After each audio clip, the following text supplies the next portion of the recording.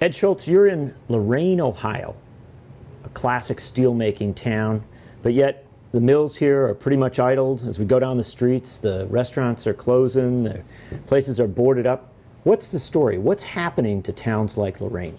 You know, John, what's happening in the big picture here is that the steel industry is facing a crisis that's really unparalleled to anything we've seen for decades. And I think it's brought the country to a crossroads. We're either going to have a strong manufacturing base or we're not. And when our manufacturing base is attacked and our leaders and politicians, elected officials in Washington stand idle, the country has to realize that this is everybody's fight, and the country has to realize that there's real hurt and real pain to middle-class families when something like this plays out. Now, all this conversation about we're going to do something for the middle class. We hear it from the Democrats, we hear it from the Republicans sometimes, but not very often. This is really a microcosm of what is playing out in America and what happens in communities, to families and industries when we sit back and allow our industries to be gutted because, number one, of bad trade deals, but number two, because we don't have the political guts to enforce what's on paper and tell other countries you can't do that in America. And so what's unfolding here in Lorain is really a microcosm of what we've seen in many industries across the country. And we're either going to take this seriously or we're not. Mm-hmm. This is the dwindling middle class that Bernie Sanders talks about. Mm-hmm. This is the middle class that Obama said he wanted to save. This is the middle class that lives with the pain, with the anguish, with the uncertainty of what their future is. And is this the new America? We talk about the global economy and the new economy. Is this the new America? Mm-hmm. And I think that there is a real fight for the heart and soul of the Republican Party going on right now over issues that we never thought that Planned Parenthood was going to be possibly used to shut down the government, which is an asinine discussion.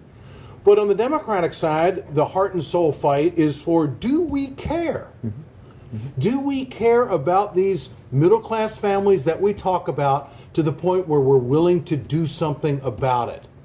And I'm afraid that our politics in this country have become so provincial. We all know that Marcy Kaptur cares about Lorain, Ohio. We all know that Sherrod Brown is a fighter for the working class of America. That's his culture. That's his roots. But what about the rest of them around the country? The rest of the Congress needs to recognize that this is the middle class. This is what's happening. And unless they act, it's just not a tax break or a tax incentive for somebody to go take a risk. No, there has to be, as I see it, and this comes from your core principles, there has to be some level of protectionism if we're going to rebuild America's middle class, and there has to be investment. Mm-hmm. But this tearing down of industries through countries that we have deals with that aren't playing by the rules is one of the biggest freight trains that's driving through every community and tearing everything up. That's an important thing to keep on. Because, you know, we're here in Lorain, Ohio. Lorain is sort of emblematic of what's happened in the steel industry. But the truth is, you could go state by state across this country to Toledo and to Flint and to Kenosha and out to Butte, Montana, and then down, you know, just all across this country, you can find towns that are hurting because people in our government simply don't seem to be interested in taking the steps to make sure our core industries survive. Well, that's why Ohio, I think, is the breadbasket to the White House, is the pathway to the White House. Somebody has to go into these towns in America and convince these Americans that it's going to be different, that they actually are going to do something about it. The story here in Lorain, as I said, is a microcosm of what's happened. The bottom line here is that what we're seeing is other countries subsidizing their industries, dumping their excess product on our market, which is gutting American jobs. Now, they're not playing by the rules. They're violating international trade laws. And they're circumventing the laws that are on the books that everybody's supposed to play by. And so they're dumping, in this case, their excess steel on America. So what are we going to do about it? Because, you know, this is what Bernie Sanders talks about. This is what Trump talks about. This is what Trump says, that foreign countries are eating our lunch. I want to know what presidential candidate is going to come to Lorain, Ohio, and tell them that things are going to be different on their watch. Because we're at a critical stage right now. They're dumping product that is state-sponsored and subsidized below the cost of production, which is idling these plants across America. And I'm sitting in Lorain, Ohio, where they've done steel in this town for over 100 years. And that plant's idle today. And if America doesn't recognize that that's a problem, then we are fundamentally flawed for what our country stands for. And that's what this heart and soul fight for the middle class is all about. This is a story you don't see on the mainstream media. This isn't Washington-based. This isn't New York-based, because Wall Street obviously wants the cheapest price they can get. Middle America wants a quality job. Middle America wants a fighting chance. And if we play by the rules, and if we don't let other countries violate these international trade laws, and if we make sure that there's no excess dumping of their product, duty-free in some cases, then we have a chance to reversing this horrible cycle. But, and I don't speak for any union, although I advocate for all of them because I believe in what they do and what they stand for. Unions have been brought to the dance time and time again in election cycles, but they've had to dance with somebody else once they got to the dance. And we are at a critical stage right now in this country that organized labor, as I see it, and wage earners in this country, hold your powder dry until you absolutely know who's going to go to the firewall for you. And get a plan on exactly what they're going to do.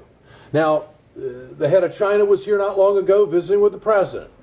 I'd like to know if President Obama said, you know, you're dumping crappy steel on our market and you're gutting my jobs. I want to know why you're doing it. You can ask that question in 20 seconds. It's not being done. And so now what we're doing is going through the streets of Lorain. We're seeing boarded up businesses. We're seeing people who are now counting on a social safety net. We're seeing taxes being trashed by Republicans who want to cut everything. So I think this is a critical election. We say that all the time, but we've gone through, 2004, 2008, 12. Now we're at 16. We've heard almost 2 decades that we're going to do something about the middle class. Isn't it about time that someone go to the belly of the beast and address the problem? We have a Congress right now that will not go face-to-face, toe-to-toe with these countries that are dumping on our market, because we want emerging markets. An emerging market is something that you can get really cheap anywhere in the world so you can drive Wall Street profits up. And they don't care about American families. They'll go to community college or they'll go in debt. They'll lose their home. You know what's really interesting? There was a recent survey out that shows that renting home space in America is skyrocketing. And we are now getting to a point in America, unlike we've ever seen before, that people can't afford their home. They're renting. And so we have a have and have not society that's starting to play out. We're not supporting the workers. We're not supporting the middle class or giving them the political teeth they need to compete in this global economy. This isn't about whether Americans are lazy. This isn't about whether Americans are skilled or whether Americans are smart enough. This is about Americans having the wind at their back so they can compete against any other worker in the world. And our enemy right now is Washington. They won't do anything about these countries that are violating the laws when it comes to fair trade. And so I just think that this is, it's my passion. It's my focal point in this election, because if they don't address this and go down this road, then you can forget the American middle class. Let's get to the heart of this. Hey folks, you've heard me talk about BioGreen Clean. I'm going to show you right now on my airplane just how tough this is. I want you to keep in mind, chemical-free, 100% plant-derived, biodegradable. It is the safest cleaner that you can get, and it's the most effective. Go to our website, wegotid.com, or go to biogreenclean.com. www.biogreenclean and order today. It's time to continue our conversation about mechanical insulation. Mechanical insulation is for the piping systems in our nation's commercial and industrial facilities. Facility owners are burning up billions of dollars through the lack of mechanical insulation on these piping systems. Call the iSave team. Insulation saves America valuable energy, and this team of energy conservation specialists is shovel-ready to save you money. Visit iSaveTeam.org to have a specialist give your plant an energy audit. We perpetuate a culture of crime all the way from Wall Street right down to the main street in our hometowns. It's worse than it has been since FDR took control of the problem and said we can't count on industry taking care of the American labor. They probably have already engaged into some type of criminal cover-up, and the law prohibits the government from even doing anything about it. Catch America's lawyer Mike Papantonio on YouTube at youtube.com/GoLeftTV. Ed, as you look at this issue, they use a lot of words like dumping. They say, oh, this dumping's going on. You hear that on TV, you hear that in radio. But really, they don't talk much about the reality of what's happening, which is that other countries are deciding they're going to keep their workers on the job. They're going to keep their factories open by dumping stuff in the United States that ends up shutting our factories and putting our workers out of work. Why aren't American politicians aware of that? Why don't they respond to that? Well, it's not that America can't. It's America has chosen not to. And we've gotten to a point where what we've seen is global economy, the global economy in certain parts of the world have peaks and valleys, okay? So what these countries have done is they have decided to keep their people fed, to keep their people working so their economy doesn't trash even further. They will circumvent international trade laws, overproduce at a lower cost of production, dump that product on a country that will do nothing about it to keep their economy going, to keep their people employed, and we sit back here and say, well, that's just the free market. That's the global economy. It's bullshit is what it is. And there's a real hurt to this, and it's unnecessary, and it's undercutting American industry. You have got steel companies here in Lorain, Ohio, that made a $300 million investment for the future of tubular goods because of all of the oil and gas exploration that's taking place and the energy independence. On one hand, we have people screaming about energy independence for America. On the other hand, we don't do anything to protect the jobs that are going to be, given birth out of that industry. So we talk out of both sides of our mouth when it comes to what we want to do for America, what we want to do for the middle class.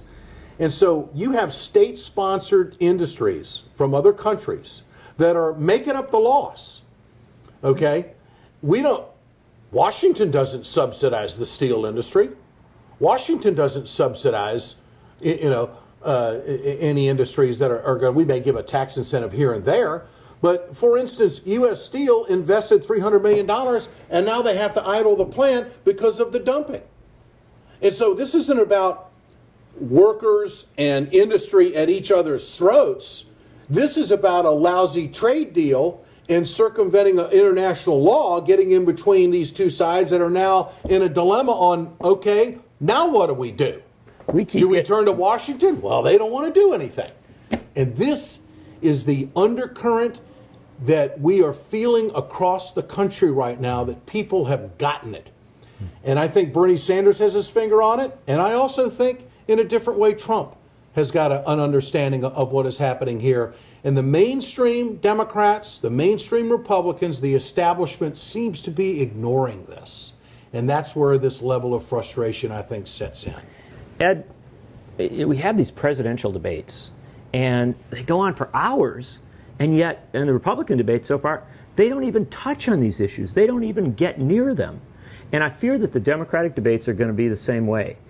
This is a real problem, isn't it? This is a real crisis, because if our presidential candidates say they want to protect the middle class, but never discuss the real issues, how are we going to get there? How are we going to get this beyond just talking points to some real action? In the last Republican debate, there was an opening. Yeah. And I thought, oh, this is going to be interesting. Maybe somebody will jump on this. When Carly Fiorina and Donald Trump were going back and forth about their resumes and their accomplishments, their professional accomplishments. And then Governor Christie from New Jersey jumped in and said the country doesn't want to hear what you two people are talking about. What about that 55-year-old worker out there? And I thought to myself, okay, what has Chris Christie done for that 55-year-old worker? You know, what have any of them up there done for those, latter career folks who are very talented that want to keep the American dream alive? Nothing. They're all free traders. Every single one of them, except Trump. And I think this is why Trump is polling well. Because when you look at the stage, it sounds different, it looks different, it's a little bit brash. America's brash. America's pissed off right now. America can't understand why this is happening. So, I make no bones about it. I'm a Bernie Sanders supporter because he's unspoiled. He doesn't take the PAC money. He can't be bought. He speaks to the heart and soul, I think, of what middle-class families are all about, and I think that he would be far more aggressive in his presidency if he were given an opportunity. Don't tell me what you want to do. Tell me what you're going to do, because a presidential's actions have a lot to do with it. When Bernie Sanders picks up a picket sign and walks the line in Cedar Rapids, Iowa, then I know he's serious. But I heard Obama say on the campaign trail that he'd put those shoes on and he'd walk in those shoes in that line. Well, he never did. And he never did in Wisconsin, and he never got in the fight against Walker when he should have. And now AFSCME membership has been depleted immensely in Wisconsin. And what do they have to show for it? A terrible budget deficit and disarray politically across because they've lost their core value. It was attacked is what it was, and there wasn't anyone nationally to stand up for them. So we need a strong national leader who isn't going to stand for this constant right-to-work avalanche that's taking place legislatively of state to state to attack workers, to attack their rights, to attack their voices in the workplace. And now they're going so far as to stand idle when other countries are cheating. It seems to me these are not complicated issues, and yet most of our media has a terrible time covering it. It doesn't even begin to cover it, even though this is the real life of tens of millions of Americans. It's not a salacious story. It's not drug, sex, and rock and roll, okay? It's not set up to diss somebody else or bang away at somebody else's personality or anything like that. It doesn't. This story and what's happening to the middle class in America doesn't play into our contemporary media culture right now, which is mind-boggling to me. I think people care. I think they care about America and its government and elected officials sticking up for Americans. I think it's a story that needs to be told. It's a light that needs to be put on these Americans, because this is the heart and soul of the country. It's the heart and soul of this next election. And if anybody thinks that they're going to go to the White House without winning Ohio, they would be making political history. They can't do it. So you've come to Ohio, and you've come to tell the story. And that's an important thing, because if we don't put the camera on it, if we don't pay attention to it, this is the sort of story that can just play out, and everybody says that's how the market works, that's the natural pattern of things. But this doesn't have to be the natural pattern of it. We can change history. No, it doesn't. And John, as you know, I've spent a lot of time over the last several years about the Trans-Pacific Partnership. If we do that deal, it will transform wage earners in this country for generations to come. I don't know if there would be a reversal. This, quote, pivot to Asia is nothing but a Republican talking point and a Wall Street effort to find a cheaper worker and a better profit for those at the top. Mm-hmm. And it will gut us even further economically. And I'm opposed to it. And I think it's a yes or no answer. I don't think there's any long dissertation that has to be given to the American people about where you stand on the Trans-Pacific Partnership. You're either for it or against it. And we've had these. And Bernie Sanders is very clear where he stands on this. Very clear. Corporate America wants it. Corporate America can't get enough of it. Profits will go through the roof on for the wealthy, and it will concentrate the wealth further in this country. and our workers will be losing jobs to workers in countries that have Sharia law, that have absolutely no human rights or workers' rights, all of the things that we claim that we're against, but we're willing to allow in a trade agreement. It's outrageous. It's an easy no. Clinton can't give a direct answer on this. And I think Bill Clinton is driving that ship. He's for it. He's for the Trans-Pacific Partnership, and every single wage earner in this country needs to know that this will gut American jobs even further. Well, shouldn't we also, at some point, it's almost like in the old Peanuts cartoon where Lucy keeps putting the football out and Charlie Brown keeps trying to kick it and she keeps pulling it away. We were promised that NAFTA was going to work. We were promised that China free trade was going to work. We were promised that CAFTA was going to work. We were promised that South Korean free trade was going to work. That each one of these is going to fix all the problems of the previous ones were going to go. It just hasn't happened. So what does that tell us? We have to block this kick. That's what it tells us. And if we don't, game over.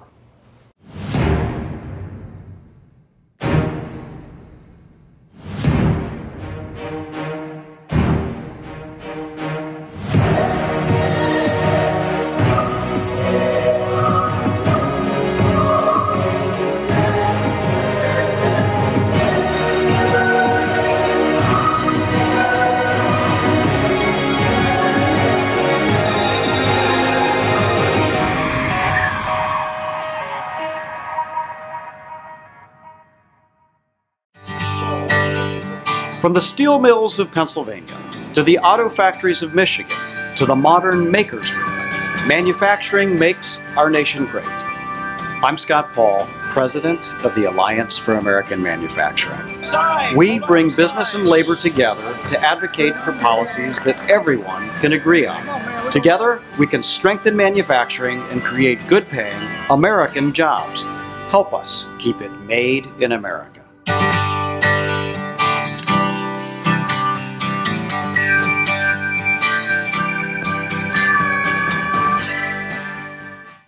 Ed, the Congress of the United States is going to take up some of these issues, for better or worse, next week. You've got steelworkers coming in, and even some of the folks on the other side, they're going to try and discuss some of this. What should Americans be doing at the same time? How should Americans be pressuring Congress to pay attention, to step up on this issue? I think we have to start a movement to protect industries that are under attack. And I don't hear anyone really, other than Bernie Sanders, that are willing to speak in such profound terms. Because it doesn't play into our media culture, as I mentioned. It doesn't seem to pick up or play. Now, these hearings next week in Washington will hopefully get the attention of the mainstream media so the masses will understand exactly what's at stake. But the steel industry will present its case and explain to lawmakers just what the hell's going on. This has gone on steroids basically for the last 8 months in this country, and it's been an under-the-radar story. Now we're at a breaking point, I believe, because these plants that are getting idled are going to be idle for a long time. In fact, there's so much product on our market right now in the steel industry that it would take months of usage of that steel and sales and supply and demand before these plants would go back to work. So that tells us that there is a real hardship that's going to play out for American families, which affects kids, which affects their upbringing, which affects families and financial strain and social dependency, and of course the Republicans want to cut that. So, or should I say social help. And that's exactly what it is, but they've earned it, okay? But it'll be chipped away at. So, in answer to your question about what can we do, we can pay attention. We can make sure that lawmakers are put on notice that their constituents are paying attention to this, and that if we're going to save the middle class, this is what we have to do. And anytime you hear an elected official or someone running for office say they want to do something for the middle class, ask them about Lorain, Ohio, because it is a microcosm for the rest of the country, and then ask them, if they can explain what should be done. What are you going to do? What do you believe in? Because if you don't, then all your other answers on all other stories when it comes to the middle class are a joke. Ed Schultz, you found your way to Lorain, Ohio. You're on the streets here, talking to people, stopping in the restaurants, going outside the mill. It wasn't that hard. We have a discussion now as regards the Democratic debates. They've set a very small number of them. Bernie Sanders, Martin O'Malley have said we need more debates. Wouldn't it be great if we could bring the Democratic presidential candidates to Lorain, Ohio, set them up in a union hall, set them up and make them answer a series of questions about these issues. Keep them here, follow up with them. John, Isn't that what we need? It's what we need, and it would be a beautiful thing. It would be very productive, but there's one word that has to be thrown into that answer: dangerous. Yes. That would be too dangerous for the Democrats to put themselves in that position, because then, of course, they would be labeled as socialists. They would be labeled as anti-Wall Street, anti-business. No, that they've got it all wrong. They get hung up in bad vernacular and not afraid to explain the problem. Every American understands fairness. Every American understands a level playing field. And I do not believe that this country, its people, the United States, I do not believe the American people are ready to become pawns and springboards to save other economies across the globe. You said a lot of politicians see it as too dangerous to come to Lorain and do a debate about these issues. Well, they'd issues. have to make a commitment. I realize that. But isn't it more dangerous not to come? Isn't it more dangerous to neglect these issues any longer? Politically, it is. Well, that's why Bernie's not ignoring them. But, tell me how you're going to win the White House and not win Ohio. I think this is going to be a bigger issue in Ohio than ever before. And I also think that this is going to be very hard for Kasich to understand what has happened to his state and why is he standing idle while it's unfolding in his own backyard, yet he thinks he should be president. How can you argue for free trade and for all of these deals, all these insider Wall Street deals, at a time when your own state is shutting down? See, we're not, when I say we, I don't believe the American people are against trade. We get it. I think the American people get trade. It's important.